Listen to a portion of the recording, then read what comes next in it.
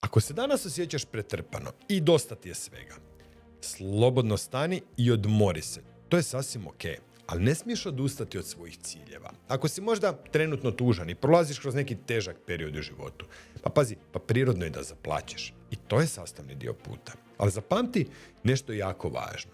Emocije koje osjećaš danas, to nije tvoja konačna istina. One prolaze i proći će. A ti ostaješ, ti zapravo ideš dalje. Ti se kroz cijeli taj put gradiš. Ne moraš se svaki dan osjećati snažno. Dovoljno je da znaš da te ovaj trenutak sada neće slomiti, jer neće. Osim naravno ako mu ti to ne dopustiš. Možeš pasti, možeš biti emotivan. Ali odustat, a to ti ne smije biti opcija. Preživio si svaki težak dan do sada. Vjeruj mi, i ovaj ćeš. I još nešto jako bitno zapamti. Ne pričaj svoje probleme svima.